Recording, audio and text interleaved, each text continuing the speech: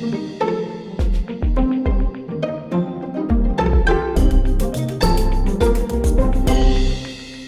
ambushed Brian out here at the RTR.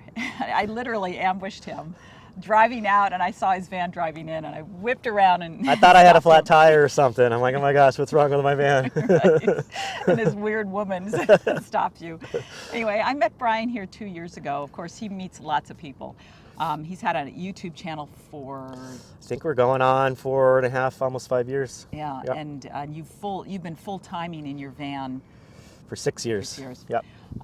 So for people who don't know what the RTR is, it stands for Rubber Tramp Rendezvous. And am I correct that it was started by Bob Wells? Yeah, Bob Wells started it, and I think they're on their maybe close to 10th annual. And it has really taken off in the last several years, Yep, hasn't it? it has, yeah. I think their first little gatherings, first couple years were, a dozen people. Then I think each consecutive year after that, it went from 15, 20 to maybe 40, 50.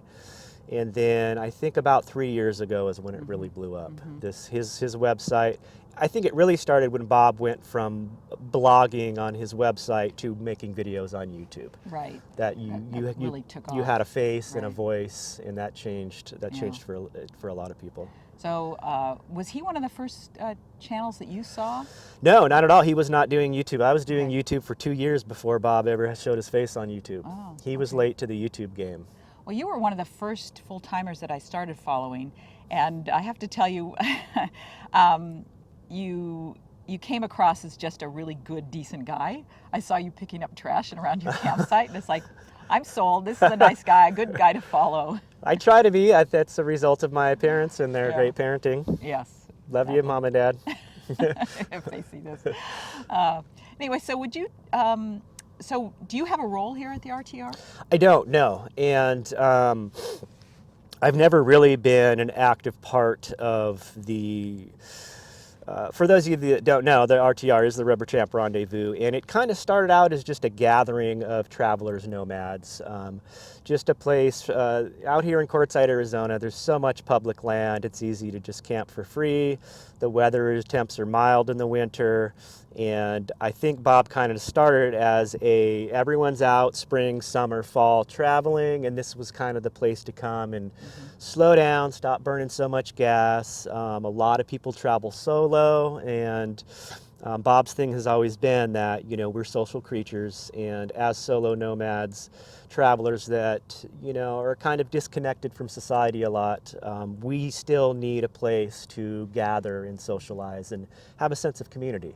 But he's taken it to a whole new level, though, of teaching people Yes, how to live full-time in a vehicle. That's what it started out as. And over the course of, I think, the last about 5 years, maybe 3 years, he really got into the, let's hold seminars and have instructional, each day was a different topic. You could learn about, living off grid, or using solar, or finding free camping, and just informational stuff. And that's always been what he's done on his blog, but he kind of turned this into a real life opportunity to come and sit and listen. For a lot of people, they receive information a lot better that way. Me, not so much. I'm a reader. I like to be able to reread. Not the best in crowds, but I know for a lot of people, it's very, very helpful. I talked to a woman yesterday, and she was telling me what her and her husband really loved about it was, sitting at the seminar, they were surrounded by people just like them that were hungry for knowledge. And when the seminar was over, they could turn to their neighbor and talk, and and ask questions and make a friend, exchange information. And Well, one of the things I think he's done, and maybe not intentionally, is that he's opened up this lifestyle to people who would not necessarily adopt it, and might even look down their noses at it. But he's shown people like myself that this is something that is, they're not homeless people. They're just, they're nomads. Yep. And it really can be a higher quality of life for them if they're, living on the edge. Yep. That's really who Bob Wells caters to. And that's he's very, very passionate about that. And that's a result of his own life. He went through some tough times. Went through a divorce. One of his sons died. He had a very young age, and that kind of stuff.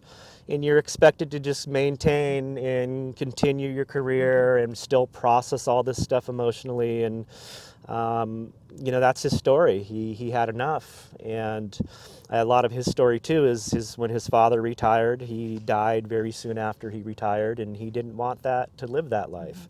So he abandoned his career and moved into a box truck, and so he really caters to that demographic. He caters to a lot of other people like myself. I'm not so much in that class. We all have different stories. There's a lot of nomads and travelers that their whole lives have done well, and this is just an extension of their passions and what they want to do. But for a lot of people, especially the ones that Bob Wells catered to, it's really for the folks that are retired, trying to live on Social Security and only have, $600 to $800 to $1,000 a month to live on and can't afford rent. And this is another option. Right. Now there's another option of I don't have to scrape by Social Security check to Social Security check. You can have a higher quality of life, surround yourself with like-minded people. We've built a community out here within the last 5 years of me being a part of this. Now, one of the interesting things about Quartzsite is also a place where people who are looking to employ others come and kind of a job share. Yep. And that happens at the RV There is show? a big RV show. Quartzsite has a history. I mean, you could Google Quartzsite, Arizona, and it's kind of the winter snowbird. A lot of folks go to Florida, and a lot of folks come here. A lot of those folks are from Canada, Montana, Michigan, all the northern cold states. They've, retired, and their kids are grown, and they're done shoveling snow, and they're just like, screw it, we're going to take our RV and spend 6 months down south. Right. And that's what a lot of what Quartzsite is. Now, you work the beet harvest. You've done it at least maybe 2 or 3 years? I did my 5th year this year, and in a very awful weather. Yeah. Got into doing some seasonal work as soon as I hit the road, and I'm in my early 40s and not that demographic that's living on Social Security, so I still need to make an income. So I moved into a van, and after about a year of being in the van, I knew that long-term trying to live in or out of a van in a city was not going to work for me.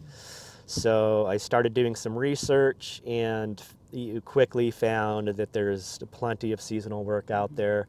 A lot of these places that, it's a short-term job, and it's demographically in a place where it's hard for them to find local people to work. They've tapped into the RV community, and they know that there's people out there that are kind of moving around that need to pick up a little cash here and there, and I tapped into that whole market, and it's worked out for me. I'm 5 years in on the road, and the longest I've stayed at a job, I think, is 3, maybe 4 months. And that's how I roll. I work for a little bit, and then I take the half a year off, and then look for the next job. Well, what do you do for health insurance? I do not have health insurance. I've only had health insurance a couple times in my life. When I was younger, under my mom's plan, because she was a teacher or teacher's aide, and then when I turned whenever that cut off, 24. Didn't have health insurance. Had my own business for a while. Tried that, as a business write-off. And I don't want to get political, but it's just something that As a killer. I have a tough time. It's not a good thing happening in the U.S. with health insurance. So that's a whole nother video. Right, right. So we had talked briefly earlier about I'm observing kind of a shelf life amongst a lot of the full-timers that I follow on YouTube. Yep. That they are transitioning in some way, usually not to, going back to their old lifestyle of living in a house and all of that sort of thing, but they're transitioning to something else. Are you kind of seeing that? I do see that you take a cross section of this whole people seemingly on the surface kind of living the same lifestyle, but like everyone, we're all so different and all doing this for different reasons.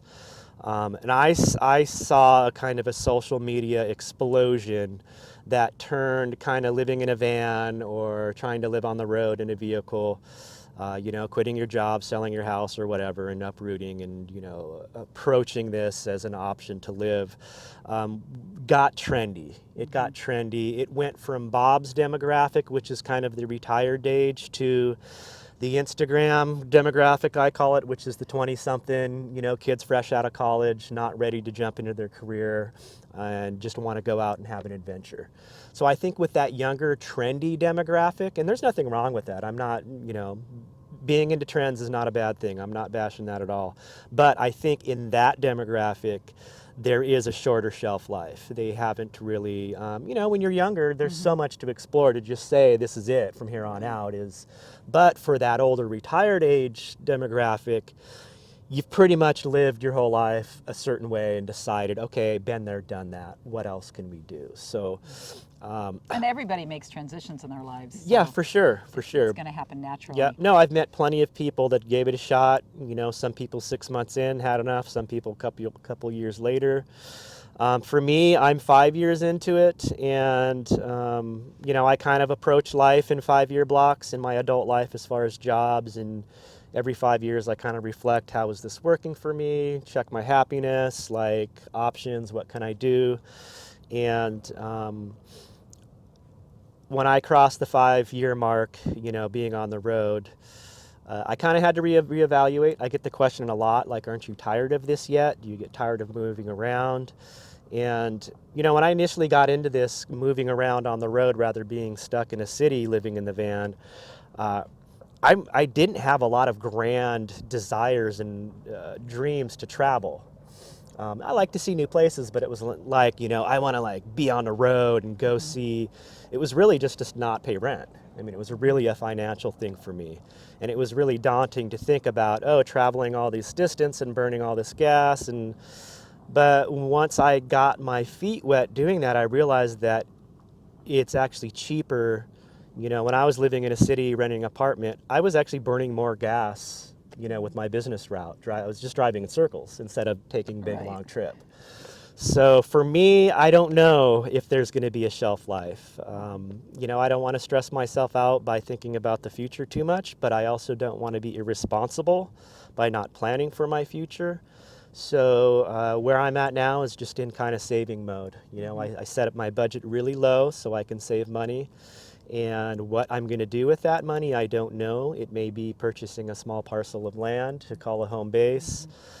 It may mean storing this van and hopping on a plane and traveling abroad. I don't know. But you flew to Alaska last year to work. I did that for a job. For the fishing. And I can say with this, approaching this with kind of an unknown of I don't really know what I want to do other than not, have to pay rent. Opportunities that I never would have dreamed of have come into my life, and it's a lot of it is just through the people I've met. Of course, once I started exposing kind of my life on the internet through YouTube, a lot of opportunities came from that. People reach out to me, offer me jobs. How often do you get accosted by people like myself? Well, this is the time of year. This is we all kind of gather, and I'm a little bit more public about my exact location and actually invite people to come to my camp. So yes, he's put his coordinates up. That's how I knew. Yeah. So for me, I am an introvert. I've kind of been a loner most of my life. Very small circle of friends, and it takes a little bit of work for me for environments like this, a lot of people. So, it's self-maintenance for me, and I feel it's healthy. I don't want to, be alone all the time. It's just hard for me to be in social. So I get to kind of work on myself and personal growth. And I found that there's a lot of people out here that are very similar. Most people think, loners just hate people. And that's not it. It's just some of us struggle fitting in, and this is one of the best communities for people to find their people that they can feel comfortable with. And that's another one of Bob's things, is we're out here trying to find our people. Well, yeah, I think we think people are going to react to us in a way that they may or may not, and in this situation you feel more open. We had a young couple last night come over and talk to us. You've spoken with them, April and Devin. Oh, great couple, yeah. Yeah. Just you feel more comfortable. Yep. kind of all on the same level playing field. Yeah, it's true. I've noticed, I mean, there are all different types of people out here. I mean, just yesterday, I spent all day yesterday kind of socializing. That was my day. I'm like, I'm going to get on my bike, I'm going to ride around and stop at the little groups and chat with people. And it's amazing how you can pass a day just like socializing with people. I spent the whole day doing that. And I found that there are everyone from people that are just scraping by to people that have an immense amount of wealth, and I didn't see very much judgment. Right. Or, you know, we had a guy stop by here the other day, and it's like obvious he's got more money than he knows what to do with, but you wouldn't know it. You know, I mean, I said Right. obvious, but Yeah. I ask questions. I'm very curious about how and why people are doing this. You know, that's the first thing I ask is when I meet people. It's like, what's your story? Like, what are you doing out here?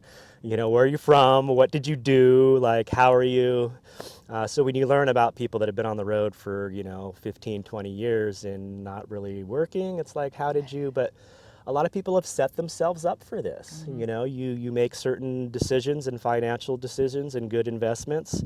But then there's the other people that this was just a dire, you know, it was kind of last resort. That doesn't mean that we're separate in any way as far as humans. We've just made different life choices, and if we treat each other with kindness and acceptance and don't judge each other, it turns out to be a very happy, welcoming community. It's amazing. Well, I think that's a good place to end this interview. Nice. Thanks, Brian. It Yeah. really was a pleasure, and I feel so fortunate that I ran into you on the Nice, road. I know, and I was going to make one more stop if I would have done that in town, and we would have missed you. Yeah, So, yeah. So yeah. thank you. Yep. Appreciate it. Yep, pleasure.